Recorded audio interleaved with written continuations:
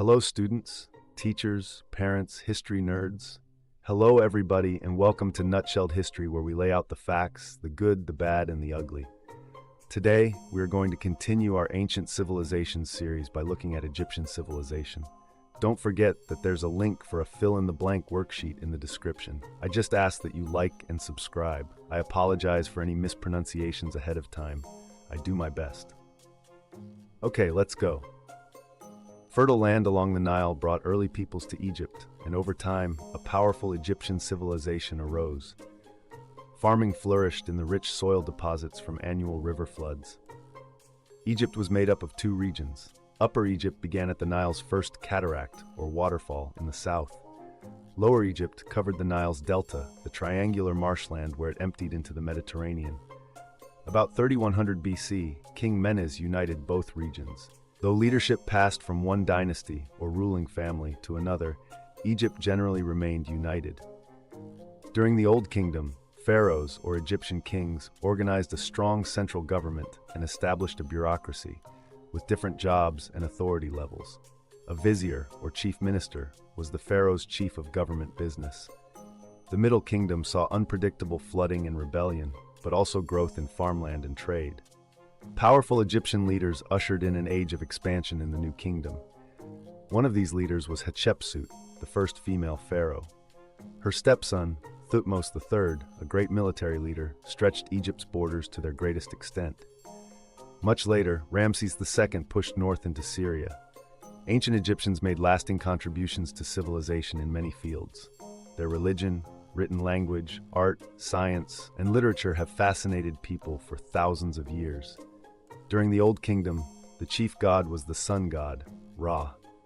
By the Middle Kingdom, Egyptians called the supreme god Amon-Ra. Most Egyptians related to the god Osiris, who ruled the dead. They also worshipped the goddess Isis, who promised life after death.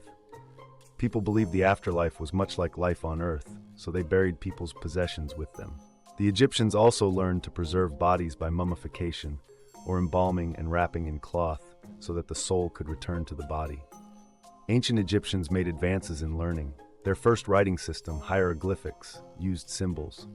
Symbols were originally carved in stone. They also developed material to write on, made from papyrus plants. Egyptian civilization eventually declined, yet its written records survived. No one understood them until the early 1800s, when a French scholar, Jean Champollion, deciphered or figured out meanings for the carvings on the Rosetta Stone. Egyptians also made advances in medicine, astronomy, and mathematics. Egyptian artwork and literature has endured for thousands of years. Now let's recap. Ancient Egypt was basically the ultimate startup, with the Nile as its angel investor, flooding annually to provide fertile land for farming. Upper Egypt down south and Lower Egypt up north, geography's practical joke, were united around 3100 BC by King Menes, who probably got tired of the naming confusion. Pharaohs ruled with viziers as their CEOs, and the Old Kingdom saw a bureaucratic boom. By the Middle Kingdom, floods and rebellions made things dicey, but trade and farmland grew. The New Kingdom went full expansionist, with stars like Hatshepsut, the trailblazing female pharaoh, and Thutmose III, who maxed out Egypt's borders. Ramses II got ambitious in Syria too. The Egyptians, obsessed with the afterlife, perfected mummification, worshipped gods like Osiris and Isis, and buried their stuff for the next world. They also nailed hieroglyphics, their version of text messaging, and made papyrus their paper of choice. While their civilization eventually declined, their medicine, math, and art stuck around, and thanks to the Rosetta Stone, we can actually read their records today. Talk about a legacy. There you have it, folks. That is Egyptian civilization nutshelled. Thanks for stopping by Nutshelled History. Remember to go nuts on those like and subscribe buttons for me. What would be your name if you were Pharaoh? Let us know in the comments down below. See y'all next time on Nutshelled History.